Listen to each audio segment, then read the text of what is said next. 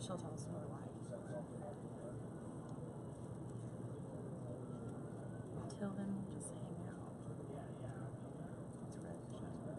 I know, but I don't think. Ready? Hey everybody, I'm Alex, and it's Tech Tuesday, which means we are coming to you live from our customer service lab here at Plant 39 in South Bend, Indiana. You're watching Ask a Tech, where each month I'll be here live with a Lippert component service technician to answer your questions about our topic of the month. This month we're here with Aaron. How's it going, Aaron? It's going good, Alex. Why don't you just tell our viewers a little bit about yourself? So again, my name is Aaron, and I have been with Lippert for about 1.5 years, going on almost 2 years. Lippert hired me in while I was a full-time student at Bethel College here in Mishawaka, Indiana. And once I graduated, I went full-time with Lippert, and I've loved it ever since. Awesome. Sounds exciting. So tell our viewers what we're talking about today. I know we have a pretty broad topic. Absolutely. So today we're going to be talking about our leveling systems, and that's a pretty broad spectrum. We're going to be talking about any of our hydraulic systems or electric systems on the fifth wheel campers, or we can even cover the hydraulic system for the motorhome units as well. Okay, perfect. So like Aaron said, we are talking about all things leveling today. If you have any questions or comments, make sure to leave them in the comment section below, and we're actually going to be answering them live as they come in. So he's going to do his best to try and answer everything that he can. In the meantime, we do have a list of questions that he's already come across here in the service lab, and we're just going to jump right in. You ready? Awesome, yep. Okay, first up, why is battery voltage so important? So on our leveling systems, battery voltage is extremely important because all of our systems are extremely demanding when it comes to it, because it usually puts a pretty high strain on the batteries. Okay. So anytime that voltage starts to go down or get low, that actually causes amperage to spike and go upward. So if that were to happen, that could potentially cause a breaker to trip or cause the system to not be able to level or time out. Okay. Up next, what type of fluid is in my hydraulic system? As far as fluid goes for the leveling systems, that's obviously for the hydraulic systems. Your electric jacks aren't going to need fluid in them. But as far as the hydraulic system goes, it's either going to be Dexron 3 or Mercon 5 automatic transmission fluid. And how you would tell if it's automatic transmission fluid is by looking in the reservoir. If that is a reddish color, then it's going to be ATF. And if it is a clear amber color, then it's actually going to be AW32 hydraulic oil. And that fluid type is determined by the OEM or the manufacturer of the unit. So you can always call them as well. Okay, so go ahead, tell our viewers one more time, what is OEM? So OEM is actually the original equipment manufacturer. So the manufacturers like Thor, Forest River, Keystone, things like that. So Lippert doesn't actually make it all? No, we actually are just a supplier to the industry. So we supply the manufacturers with their components. So definitely check with your manufacturer on that. Absolutely. Okay, perfect. What type of tools are recommended for manual override? So as far as manual override goes, you're going to need some tools for your unit. I recommend keeping these in your unit at all times because, one, they come in handy, and two, in the event of a failure and you need to get hooked up to your truck or get mobile or get your motorhome moving, you're going to need some tools. So I actually have a couple tools sitting here. So one of the first things is just a standard battery-powered drill, not a impact drill, just a regular drill. And then two of the other important things are a voltmeter as well as a set of Allen wrenches. One other thing that I don't have here is a set of sockets. Okay. A socket set is very important, and all of these systems have manual overrides, and each of those procedures are actually explained in the owner's manual that you can find in our app or on our website. Okay, in what circumstance would I actually need to do a manual override? So a manual override would be if the hydraulic system had a power failure or your batteries don't have enough voltage to operate the system, or you have a short, things like that may cause it so that you do not have the ability to operate your jacks. Okay. So if that were to happen, you're going to want to perform the manual override in any emergency situation to be able to get mobile. Okay, perfect. What kind of maintenance can be done on the jacks and how often? So as far as maintenance goes, we recommend always keeping a close eye on your jacks, make sure they're not tarnishing or anything like that. The main thing that we want to focus on is keeping them clean. So the first thing we want to do is clean them with a mild soap and water. Okay. And that works for hydraulic and electric jacks. Just like dish soap or? Yep, like a dish soap or something like that we can clean off the dirt and crud that accumulates on the shaft of the jack. Okay. And if that is to happen, once you have it clean, you're just going to take some dry silicone-based lubricant with PTFE or a Teflon additive. Again, that was PTFE, and that's just a Teflon additive that silicone lubricants have. And we recommend applying that to the jacks usually about 3 to 4 times a year. And if you're in more of a salty environment, do that usually about every 2 weeks. Okay. So every couple of weeks. Not too bad. Doable. Right. Okay, so how do I clear error codes on the Ground Control 3? So on a Ground Control 3 system, that is the electric leveling system for the fifth wheels. A jack error code that we're talking about here is a left front jack error or a right rear jack error. Those error codes can be cleared by, first of all, getting all 6 jacks extended out at a minimum of 6 inches. So you would hold the front button to get the front jacks out, rear to get the rear jacks out, and then hold left and right at the same time to get the center jacks to come out if your camper is equipped with center jacks.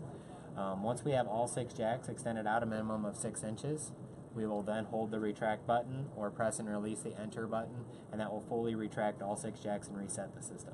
Awesome. How would we recalibrate for our leveling system? So as far as recalibration goes for our leveling system, we look at a 0-point calibration. So that is actually recalibrating what the system knows as a level point. So if you notice that your camper is leveling slightly off level and you want to recalibrate it, that can be done by doing the 0-point calibration that is explained in your owner's manual.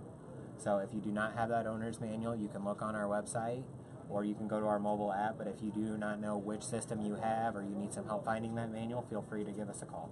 Okay. How does my hitch recognition say featured disabled? Why would it do that? So on these leveling systems on the fifth wheels, the hitch recognition feature sometimes will show a feature disabled error. If you were to get that error, that means that the leveling procedure was started without the front of the unit above level.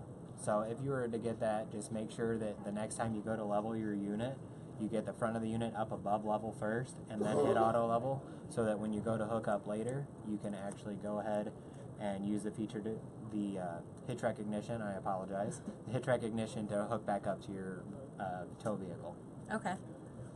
Next question, how would I clear error codes of all lights flashing on the left side of the touchpad as far as motorized leveling goes? So on the motorhomes that have our hydraulic leveling, sometimes you do not have a green screen on it. It's just a series of lights and buttons. Okay. If you get it to where the 5 lights on the left-hand side are all flashing, the jacks down, low voltage, engage park brake, excess angle.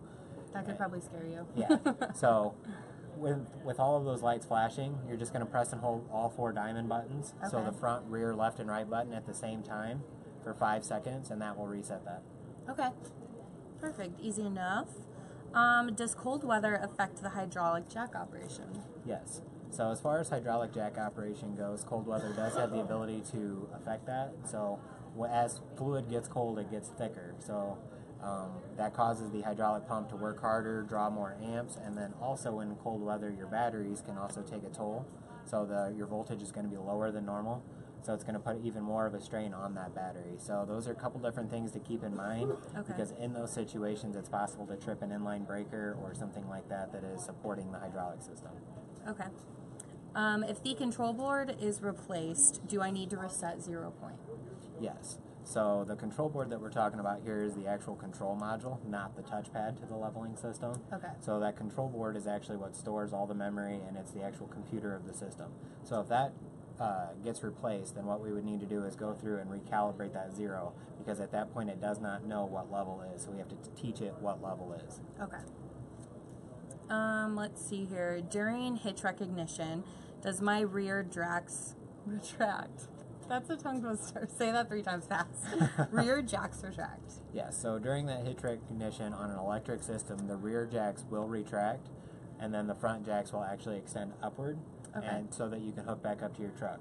On the hydraulic systems, it is common to see that the rear jacks do not retract because the center and rear jacks are actually plumbed together and share a valve. So when you do your hitch recognition, it's common to see the front of the unit just lift straight up and get it to where you can hook up, and the rear jacks will still be on the ground. Okay. So in that event, once you're done, just hit retract all, and then you can be on your way. Okay. And next we have, how often do I need to change the fluid in my hydraulic system? So as far as the fluid goes in the hydraulic systems, the first thing that you want to look at is fluid level. So that fluid level should always stay about a 1/4 inch from the fill spout with all of the jacks fully retracted and slide rooms if you have hydraulic slide rooms.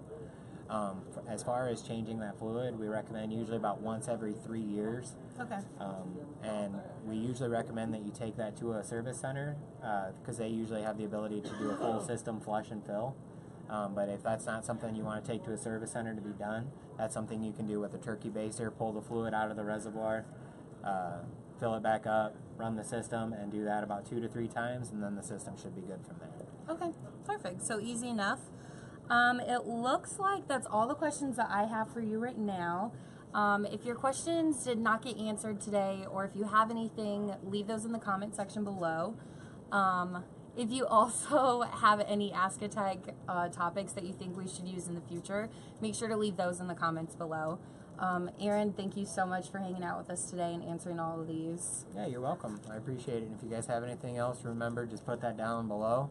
And if you need any information from us, first check out our website, which is lci1.com, or our mobile app, which is called MyLCI. You can find that in the Google Play Store or in the Apple Store. Okay. So if you can't find any of your information there, there's actually 3 different ways that you can get a hold of us here at Lippert. The first way is by phone. So the phone number that you can reach us at is 574-537-8900. One more time. 574-537-8900. Okay. And if you want to get a hold of us by email, you can reach us at customerservice@lci1.com. So again, that's customer service, all one word, at lci1.com. Then our third way that you can get a hold of us is actually a newer feature, which so on our mobile app or on our website in the store, we actually have a live chat now feature that you can actually get on and live chat with a parts representative or a technical representative, and we can pretty much instant message with you right then and there live. I've actually done that one before too, and it's really great. It's really convenient. It's awesome. Cool. Well, thank you again for hanging out with us. Thanks to all of our viewers who joined in today. Like I said, make sure to leave things in the comments. We love your guys' feedback, and we'll definitely get back with you. Have a great rest of your week, and we'll see you on our next Ask a Tech. Awesome. Thank you, guys.